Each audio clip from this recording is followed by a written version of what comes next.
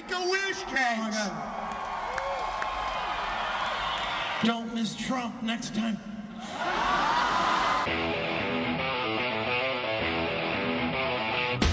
After backlash online from the joke, Jack took to Instagram to say he felt blindsided and, quote, would never condone hate speech or encourage political violence. He added that both the tour and all future creative plans were now on hold.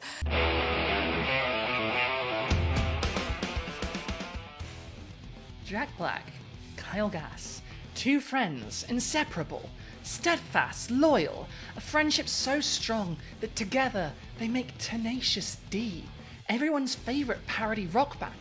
But while Tenacious D survived Jack Black's starring School of Rock without Kyle, it survived the movie being overshadowed by the first Borat movie in theatres, and even survived the ravages of time, making it all the way to the year 2024 intact, there was one ordeal that the D could not survive. One that would put the greatest friendship of rock and roll history in jeopardy. It was weird concern trolling about a joke at the expense of a fascist wannabe dictator. What the fuck is wrong with America?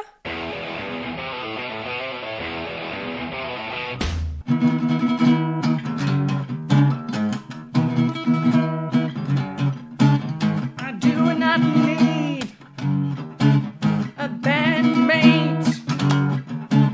I have to play Minecraft Steve. Minecraft Steve. Was that too much? Hi, I'm Bridget Empire, science and culture correspondent for the Daily Telegraph, a completely assassination-proof workplace, since we're staffed entirely by the undead. And I'm here to answer that very question I just asked. What the fuck is wrong with America? Why is comedy against minorities a-okay, but joking about actual fascist demagogues threatening to do mass deportations isn't? Though clearly lighthearted in intent, the joke nonetheless kicked off a firestorm after vision of it spread far and wide online, sparking immediate knee-jerk reaction from right-wing and conservative figures. Radio host Kyle Sandilands slapped the band with a lifetime ban from his show, and United Australia Party Senator Ralph Babbitt issued a wild statement calling for the group to be deported. But that would be false.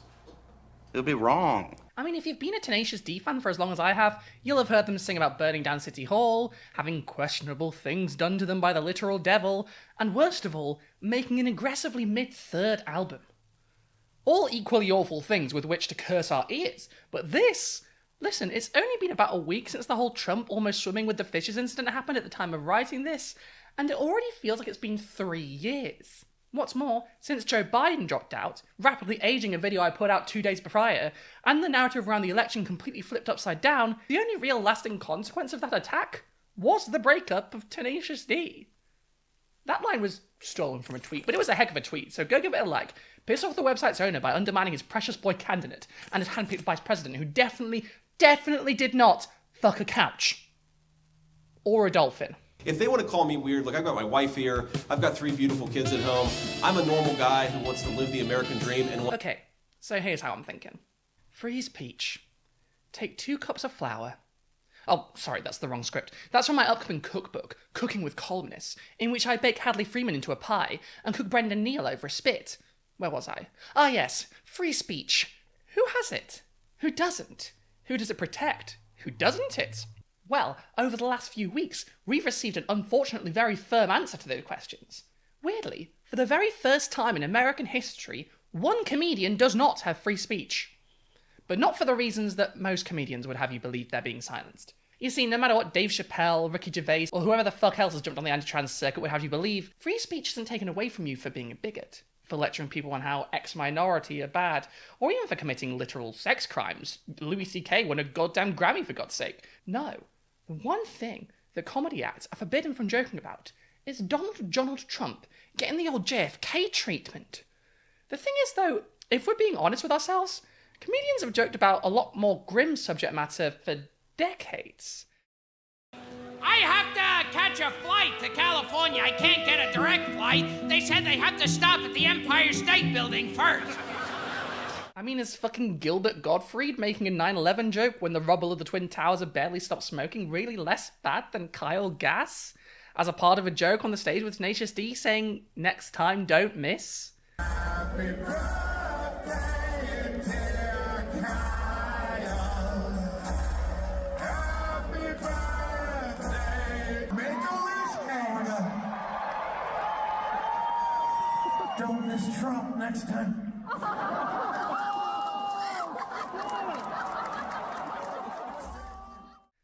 Hell, anyone who grew up in British school heard much worse. By the time I was 13, I'd heard enough genuinely dark jokes about Madeleine McCann, the child of British holidaymakers in Portugal who was kidnapped, that you could have filled multiple volumes of joke books with them. And it didn't stop there. So what makes this case different? And why aren't the people who usually claim to care so much about free speech that they talk about it for an hour every night instead of telling any actual jokes during their sets upset about it? Well, it's all about power. The last bastion of free speech, stand-up comedy, huh? And that's what all of us are talking about with comedy and what can you say. But that's why I kind of like the Daily Wire. It's a platform where you can really there is free speech. Yeah. People go, you can't say that. You can. I did. You brave little cis boy. First, let's back up. How did we get here? On July the 13th, Thomas Matthew Crooks flubbed an attempt on the life of Home Alone 2 star and associate of Jeffrey Epstein, Donald J. Trump, during the Apprentice Host campaign rally in Pennsylvania. He missed, some glass was smashed, and now Trump is walking around with a pillow on his ear that makes it look like he just hot glued a prop from a Barbie's dream house set to his face. He gets a ridiculously powerful photo out of it, absolutely fails to capitalize on it politically, and a week later, his opponent steps down because he's actually dying instead of having a boo-boo on his face, and we all forget that any of this ever happened. Can you believe this is only a week ago? I mean, it's not a week ago for you now. It's not a week ago for me at the time of recording, but when I wrote it was a week ago, and that was shocking. Anyway, in response, the Democrats did the most Democrat thing possible and decided to treat Donald Trump like their best friend all of a sudden, condemning any violence or even talk of violence against him, saying they're not enemies, just opponents, and implying they'll stop being so dang nasty about him. For decades, the right has been insisting that nothing should be exempt from comedy. But now that people are cracking jokes about a guy they like, they've gone back on that. Joking about eliminating all transgenders? Apparently that's okay. But making fun of a man who didn't get shot because maybe he might have, if someone had done better, well, that's just going too damn far. And Democrats, being the kind of liberals who have no principles other than preserving their jobs and the state that gives them their jobs, completely gave in. And a lot of their supporters did too, insisting on standing in solidarity with a man they'd previously painted as the American Hitler. Because he was. This is an invasion. When you see these caravans starting out with 20,000 people, that's an invasion. I was badly criticized for using the word invasion. It's an invasion. It really makes you wonder how they would have acted in Weimar Germany. Oh, well, the Reichstag's on fire, so we must condemn the violence perpetrated against poor Adolf. Now is the time to come together as Germans to support him in his time of need. It's time to put down our placards and help him load up these trains full of Jews. It's just the civil thing to do. It's just polite. This strikes me as extra weird because one of the most common thought experiments you grew up being asked in the Anglosphere is, would you kill baby Hitler? And it's meant to be a difficult question because you know he's going to grow up to be Hitler. But right now, he's a baby. But apparently, the Democrats wouldn't even dare hurt adult Hitler. Frankly, it's starting to look like if the man didn't take care of himself, they would have tried to solve World War II by sending an ambassador to Berlin and requesting that he please tone down the rhetoric. Granted, after he emerged from that bunker, Hitler's rhetoric had turned down considerably, but that's mostly because he did to himself what Thomas Crooks failed to do to Donald Trump. And frankly, the world was better for it, no? And anyway, people love dark jokes. How many dead baby jokes have you heard from edgy teenagers and unimaginative stand-up comedians? Probably more than you'd like. And I think we can agree that a literal fascist wannabe dictator should be more of a valid target for off-colour humour than literal babies. And this goes beyond children trying to be edgy. Look at some of the most successful stand-up specials of the last couple of decades. Ricky Gervais has spent almost his entire post-extras career trying to make himself into some weird mixture of a stand-up comic and a TED Talk televangelist. No, I love the new women. I know the new women. They're great, aren't they? You know, the new ones we've been seeing lately. The ones with beards and cocks. They're as good as...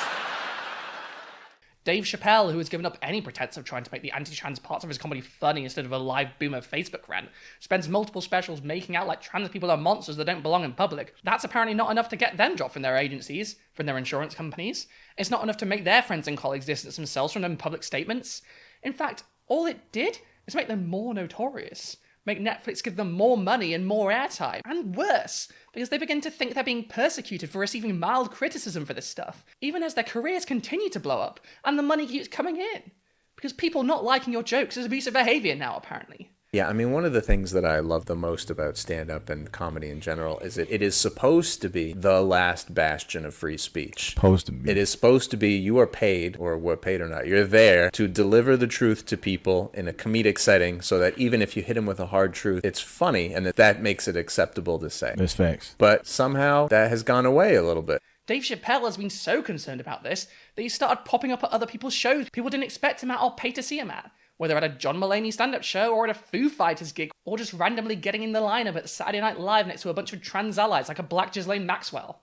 If Ricky Gervais, Dave Chappelle can go around saying that they're being cancelled because people told them they were being transphobic in their stand-up shows just for doing a stand-up show and being transphobic, you'd imagine that they and all their fans that are ride or die for free speech and comedy and the right to offend anyone in the name of laughs would have been outraged at one of the only times a comedian has ever faced real consequences for an edgy joke, right? Right? July 14th, 2024. Tenacious D are playing a show in Sydney. The crowd sings happy birthday to Kyle Gass. He's just turned 64. They bring out a cake and Jack Black, the other half of the comedy rock band, asks him to make a wish. Kyle Gass says, "Don't miss Trump next time." Everyone laughs. He blows out the candles. And then someone in the crowd posts this online, and the concern trolling began at an international scale. Elon Musk, a man who spreads fascist conspiracy theories and has a literal whitelist of far-right accounts on his website that can say whatever slurs they want, said he'd donate $44 million a month to wannabe fascist dictator Donald Trump, and someone who claimed his daughter was dead to him because she was trans called the joke contemptible. Which I can only assume is just what he screams every time he looks in the mirror and sees what he's become. Alright, boys!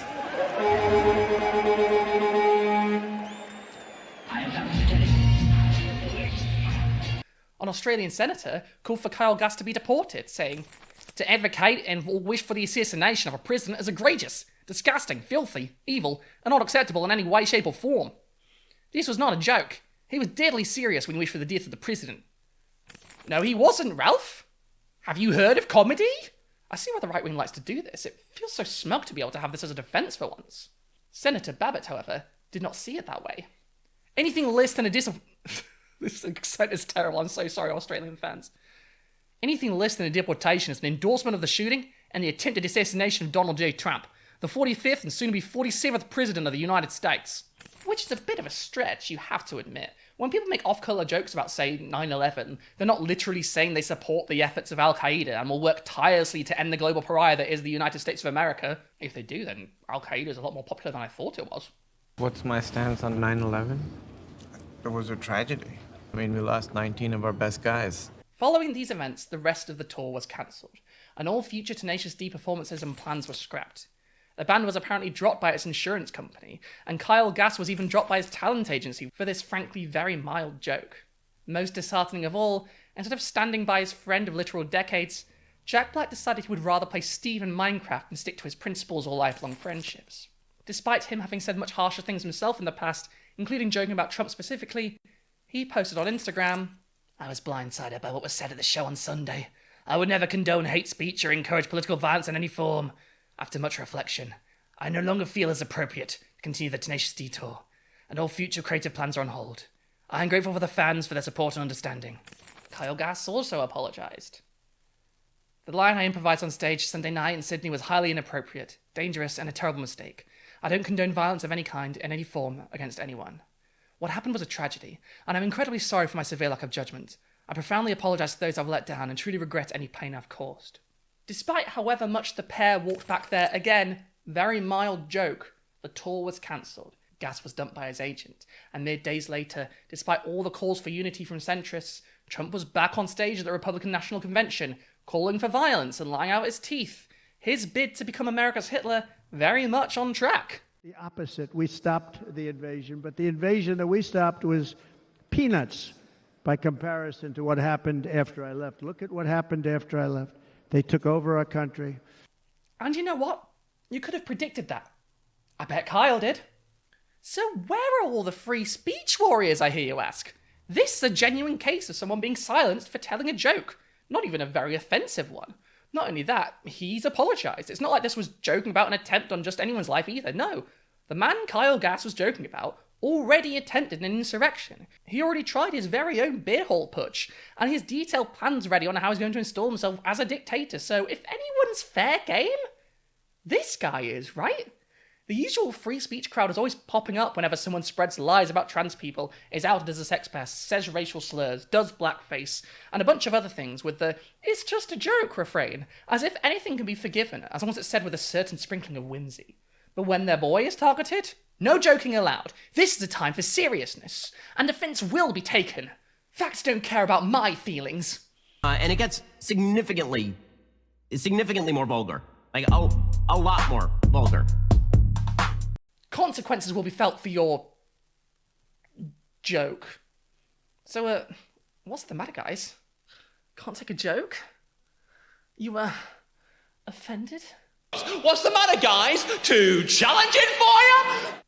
Ugh, no, I can't even do this for a bit. This is the problem. You speak truth to power, you're the problem. You denigrate the powerless, you're golden. That's how this works, and this is true with conservatives and liberals both, as we've seen from recent events.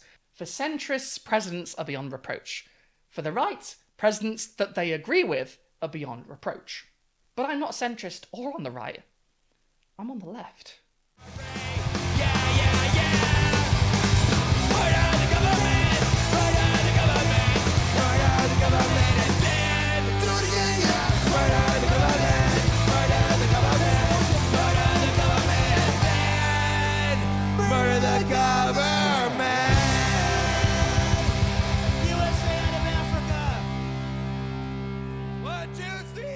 You can only imagine how the people who spent the week after the events in Pennsylvania calling out everyone who dared to joke about it would have reacted to half the shit that happened in the early to mid 20th century. When Oswald Mosley gave a fascist salute in front of a gathered crowd of thousands, he was knocked unconscious after he was hit with 2 stones. The master race, everyone.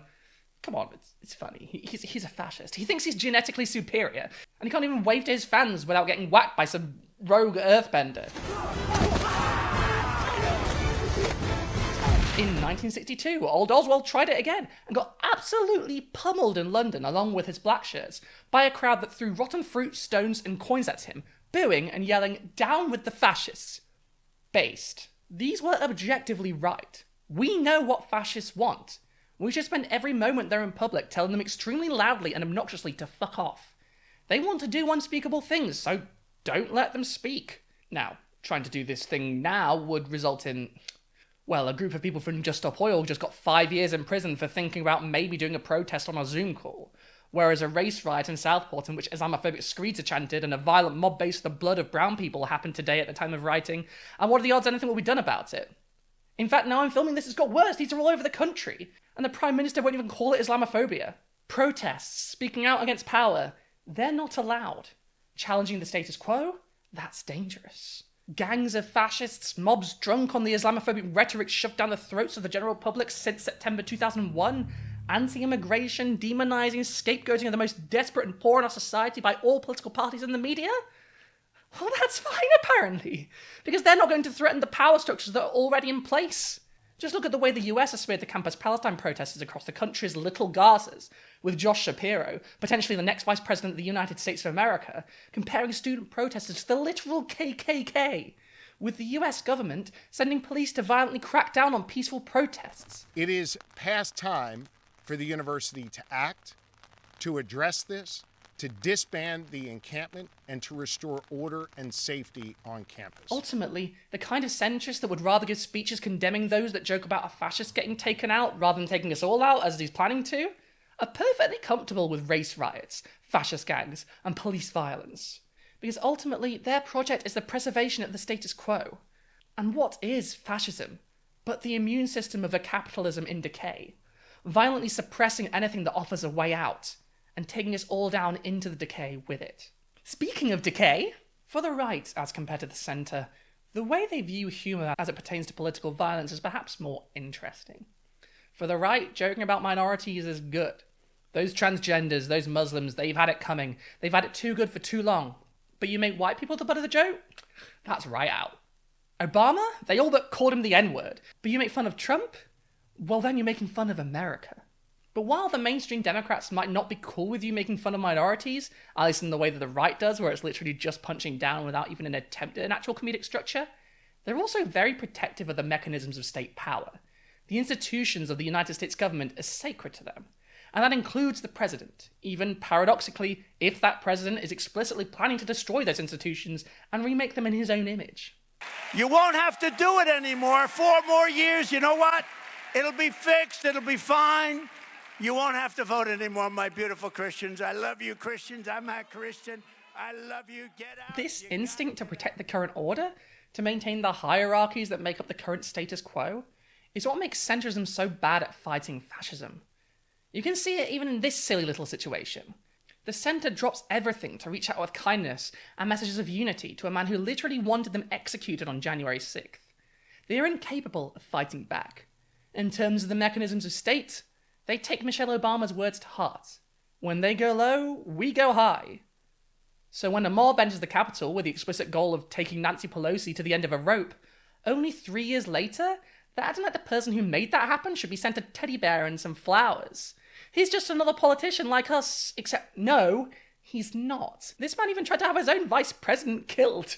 This is not someone you should be treating with kid gloves. He needs combating, and I mean that literally. The right are very precious about people making fun of Trump, because to them he represents them, because to them he is their avatar, their ideal of strength.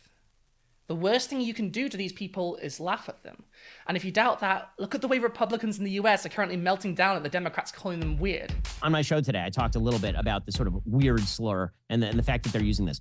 Again, to me, this is all projection. They have trans influencers jiggling their fake breasts on the lawn of the White House. Trans person, it's a woman who had her breast chopped off and decided to walk down the runway with a discarded pair of fake breasts in a clear bag, bloodied flesh, cut off the healthy breasts of a 14-year-old girl and sterilize her. RuPaul's Drag Race. Trans influencers jiggling their fake breasts on the lawn of the White House. This whole they're weird argument for the Democrats is dumb and juvenile. This is a presidential election, not a high school prom queen contest. It's also a tad ironic coming from the party that preaches diversity and inclusion. Win on policy if you can, but cut the crap, please. Calling people weird is such feminine behavior. Textbook sex difference. Men engage in open conflict. Women police conformity. It's honestly disorienting to hear male politicians use the line. They like it when people fearmonger about them. They can justify that as people trying to silence them, trying to hide the truth. But you can't really do that when people are looking at you implying all women should be broodmares and farm for babies and milk and just looking at you like you're a fucking weirdo. Conservatives often act like your typical school bully, quick to dish out jokes at others, but unable to take it when it's directed their way. In their heads, they know their place, and they're putting other people in theirs. When you shake them out of those beliefs by making them second-guess themselves, laughing at how wrong they are about how they think the world works, well, some of them just short-circuit. Like this response to the jokes about J.D. Vance and his mattress mistress. J.D. Vance should go on the offense and double down in response to the couch trolling. He should tweet something out like, "What a great day to be a handsome, successful white man!" Or, "All of my enemies are ugly. Crazy how that happens." Then watch his critics go insane. Yes, Josiah, very funny. I'm going insane right now. It's not a logical ideology.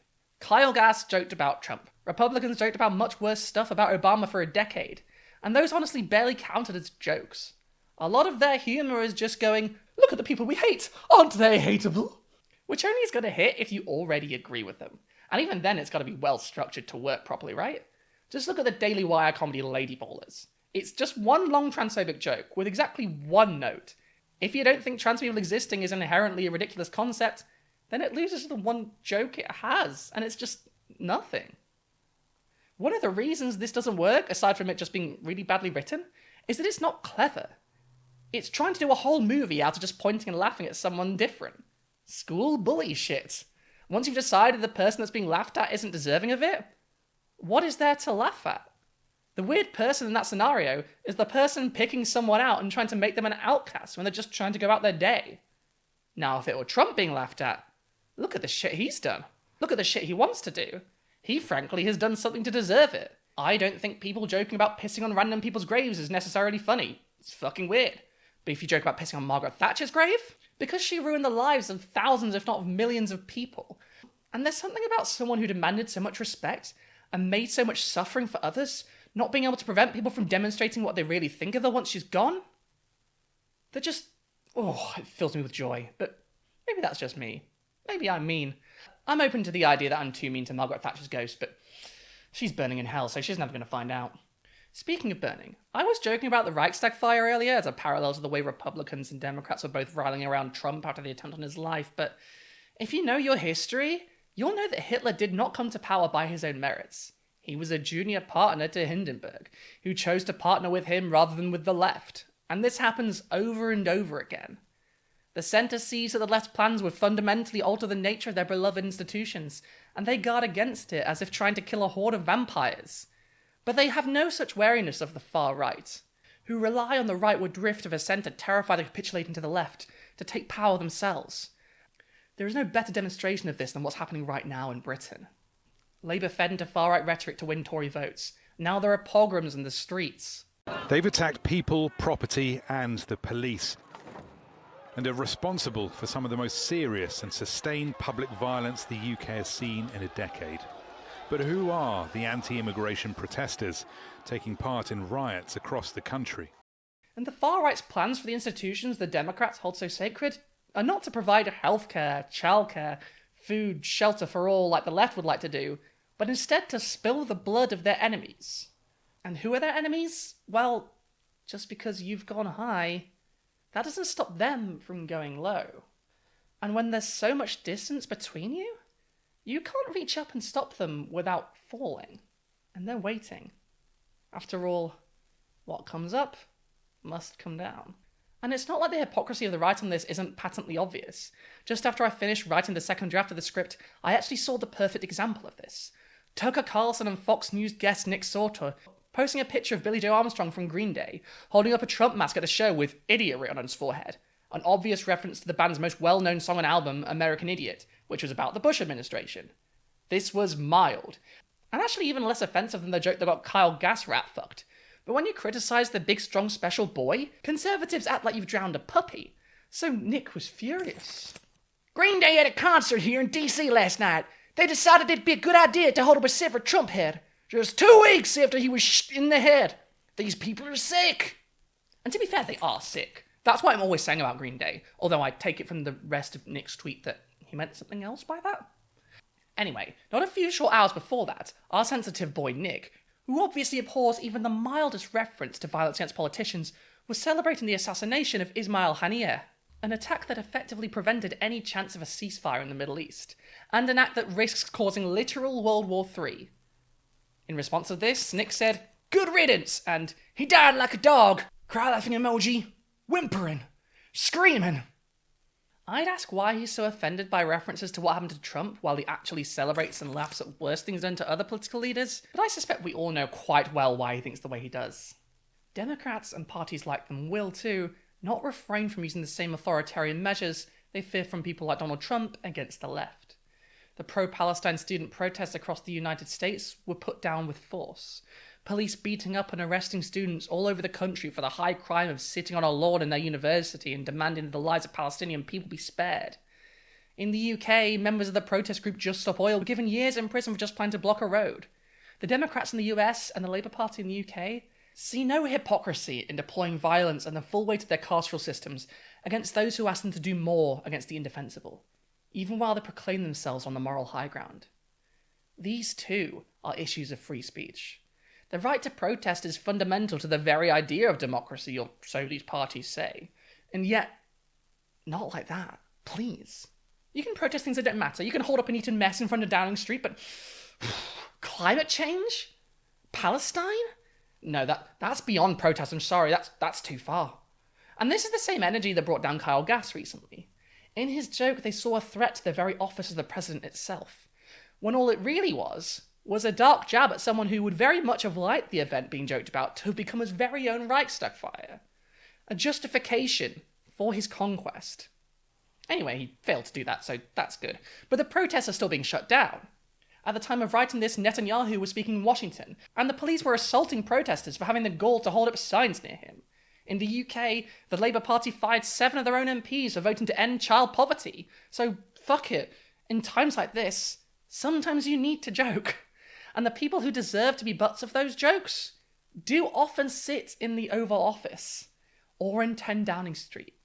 And you shouldn't have to worry about losing your job, your best friend, your livelihood, because you dared make a joke about people who make decisions every day that continue to make your life and the life of millions worse, or even to end people's lives.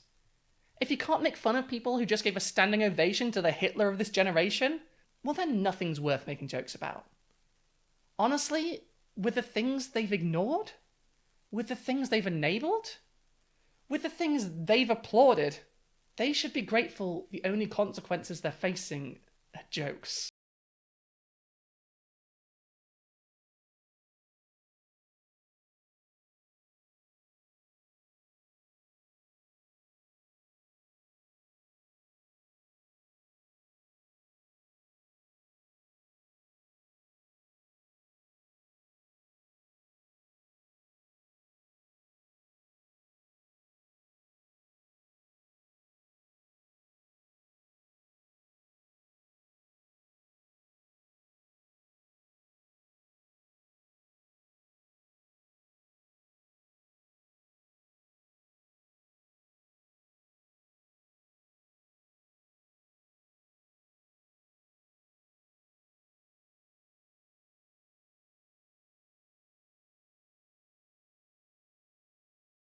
A comment, subscribe, share it with your friends, tell all your friends, and if you have some coins burning a hole in your pocket and you hate to see a trend like me down on her luck, help me get out of a massive, horrifying fucking overdraft and send me some money. You can give me one-time donations on Coffee or PayPal, links below, as always, or in a super thanks, that's also a thing you can do. Or better yet, you can sign up to my Patreon or my YouTube membership, same benefits, where you get early videos, access to the members-only Discord, my Nintendo Switch friend code, and exclusive content.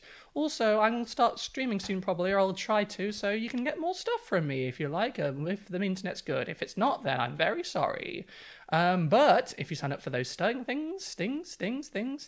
things, you'll get your name read out at the end of each video, just like these lovely people. Margaret and Dor, Tamsin, Bob the Builder, 5445554, Isha, Nadine Della, Deborah Laboon, Vegas, Zilla Zathanium, Vince Whitaker, Emilia Unchained, Sarah Rudston, Jason Haig, Frank McManus, Susan Foster, Helena, Sierra Whiskery, Orestria, Ali Catgill, John N., Scully, Jan, Lloyd Luciente, Jason Cribbett, Shield of Aiden, Robin Podolsky, Turtle Choom, Casual Observer, Terry Roberts, Mantray, Courtney Burmack, Sleepy Slug, Philippa Tabroga, Soma, Piglet, Brain Douche, Artie Wolf, Rick Noble, Deanna McMillan, Caroline Regalado, Alexandra Lily, Howard Lott, Nerania Scarchan, and Joey Cobalt. Thank you all so fucking much.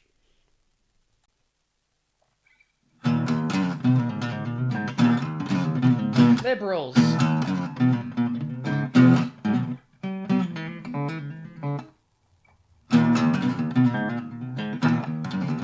Donald.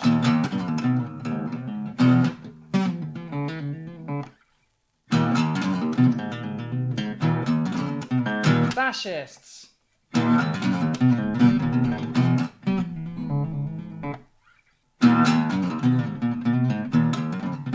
Free speech. I